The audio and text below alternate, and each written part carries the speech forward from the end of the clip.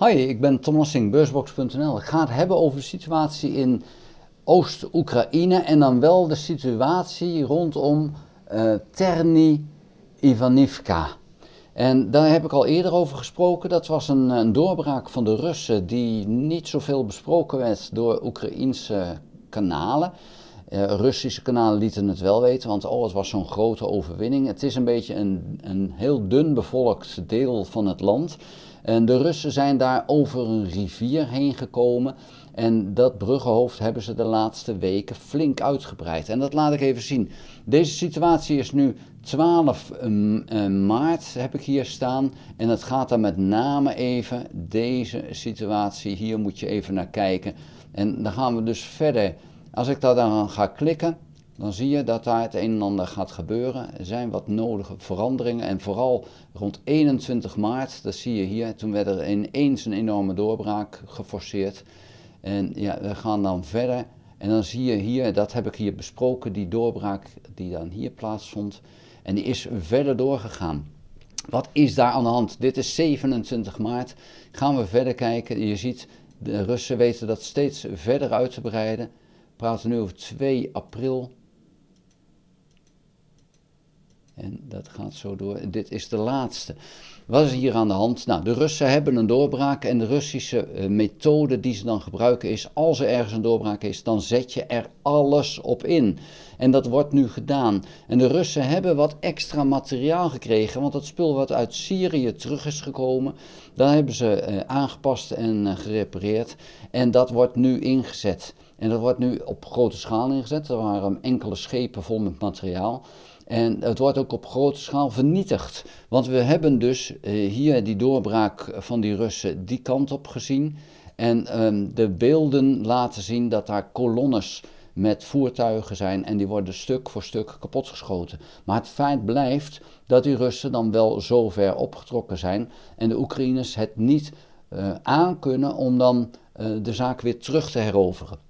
Dus ondanks dat daar enorme verliezen zijn voor de Russen, want het gaat om heel veel wat ze daar verliezen, is het wel zo dat ze daar blijven. De Oekraïners kunnen niet terugkomen op die plek. En dat betekent dus nu dat je gewoon ziet dat dit eigenlijk allemaal verloren is gegaan. En ja, zoals het er nu naar uitziet, gaat dat hier ook gewoon gebeuren. Dat gaat ook verloren. En helaas is dat niet de enige plek. Ondanks deze forse stijging is het de laatste tijd toch wel meegevallen met de hoeveelheid grond die verloren is gegaan. Ja, dit zijn dan toch wel weer tegenvallers voor Oekraïne. De Oekraïners zijn mogelijk wat terughoudend omdat die situatie rondom de Verenigde Staten zo onduidelijk is. En Trump heeft aangegeven, hij heeft Rusland geen importtarieven opgelegd, want ze zijn in onderhandeling. Hij heeft Oekraïne wel importtarieven opgelegd. Het slaat ook helemaal nergens op hoe dat dan zo werkt.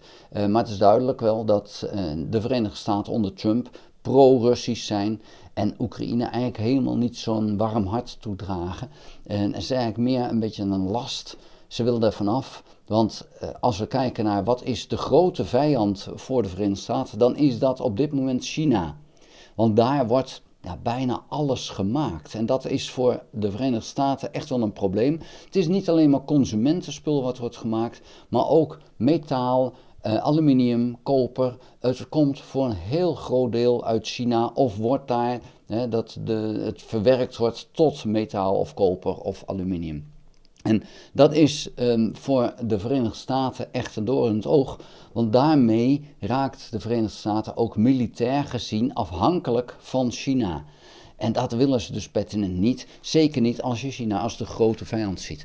Nou, dat betekent dus dat deze oorlog in Oekraïne over moet zijn, want dan kan Amerika zich volledig richten op hoe ze dan China gaan aanpakken. Dat is misschien ook wel een reden dat Trump heeft gezegd van ja, ik wil zoveel mogelijk of zo snel mogelijk dat die oorlog over is. Kan me niet schelen hoe, als die maar over is, dan ben ik daarvan af.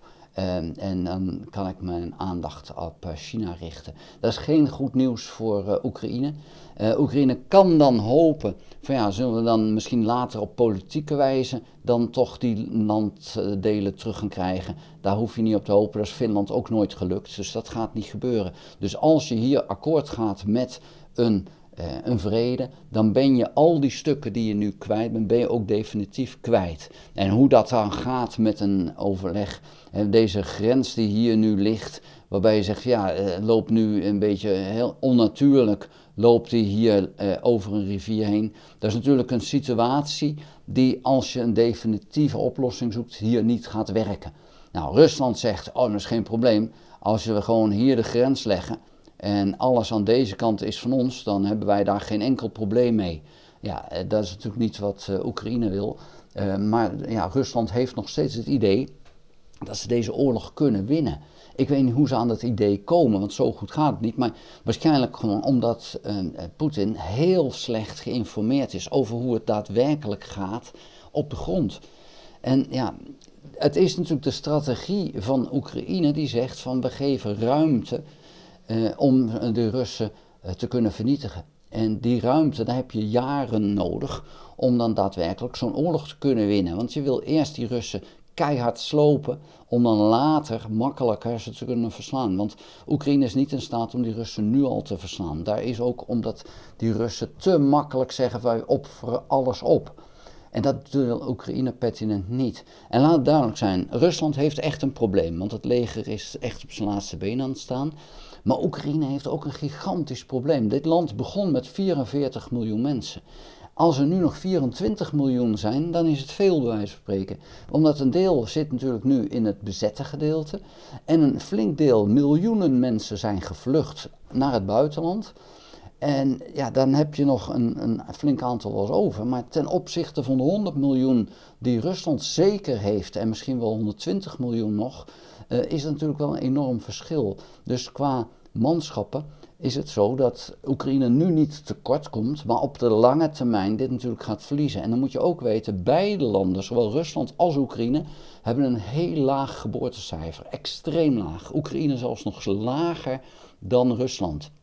Dus dat betekent dat de bevolking van beide landen de aankomende jaren, tientallen jaren, gaat krimpen. Heel fors gaat krimpen. Want Oekraïne zit nu met een bevolking met 1. Dus zoals de één-kind-politiek van China ooit was, nou zo is het nu. Het zou 2,1 moeten zijn om je bevolking stabiel te houden. En op dit moment zie je dat Oekraïne op 1 tot 1,1 zit. Dat is echt extreem laag. En dat is geen goede zaak voor de hele lange termijn. Maar Rusland zit wat dat betreft ook laag. Rusland is zelfs, het gemiddelde leeftijd is ook een stuk lager. Of de gemiddelde leeftijd die je haalt, moet ik zo zeggen. Want Russische mannen, die worden gemiddeld geen 60 volgens mij. Dus dat ziet er ook slecht uit wat dat betreft. En ja, goed, en dan zijn ze nog wel goed genoeg voor het leger tot dat moment en dan zijn ze ook afgeschreven. Maar ja, beide landen gaan gewoon niet sterk. En waarom de Verenigde Staten zo aan Rusland hangt, is met name vanwege de grondstoffen. Want daar is natuurlijk heel veel te halen, denkt Trump. Alleen als Rusland al niet bij die grondstoffen kan, omdat ze in Siberië liggen, dan kan de Verenigde Staten dat ook niet. Dus ik weet niet waarom hij zo denkt dat hij daar zoveel kan gaan halen. Het valt allemaal vies tegen. Het is niet voor niks dat Rusland het in Oekraïne wil halen, want daar is het makkelijk te winnen. Terwijl het in Siberië is het hopeloos, want je komt er amper. Dus zijn zulke gigantische afstanden. Als je daar steenkool vindt, dan heb je meer steenkool nodig om het te vervoeren naar het westen, dan dat je in feite daar kan winnen. Want op het moment dat die trein aankomt in het westen, is steenkool op. Dus in die zin is het echt wel heel moeilijk om die enorme bodemschatten die er zijn in Siberië te winnen. Dat zou voor een China veel makkelijker zijn, want het ligt dichterbij. Dan is het wel te doen. Dus ja, dat zijn toch wel rare dingetjes die spelen. Hoe dan ook, het gaat op verschillende fronten in Oost-Oekraïne niet goed voor Oekraïne. Er zijn ook fronten waar het wel goed gaat voor Oekraïne. Dat maakt het een beetje wat punt is, het lijkt op een soort van evenwicht. Dat is het niet. Het is echt wel in beweging. Maar er zijn ook plekken waar Oekraïne sterker is. En ja, daar is de vraag dan van oké, wanneer gaat een van beide partijen daadwerkelijk de gaten laten vallen? En ik vind wat ik net hier liet zien, dat vind ik wel een gat wat Oekraïne heeft laten vallen. Weliswaar niet in een belangrijke regio, maar toch is het zonde dat je zo'n heel stuk grond eigenlijk kwijtraakt. En dat je die grens rond die rivier eigenlijk nu kwijt ben. En een rivier is toch een heel mooi punt om je vijand tegen te houden. Dat is daar niet gelukt. Ja, dan is de volgende rivier een stuk verder en dat is eigenlijk ook wel weer zonde. Want dan raak je nog heel veel grond kwijt. En dat is dan toch wel erg jammer. Daar wil ik het bij laten. Vond je het video interessant? Geef een duim. Heb je nog geen abonnement? Abonneer je dan op dit kanaal. Ga ook naar de website www.beursbox.nl. Schrijf daarin op de gratis nieuwsbrief. Dank voor het kijken. Tot de volgende keer. Houdoe.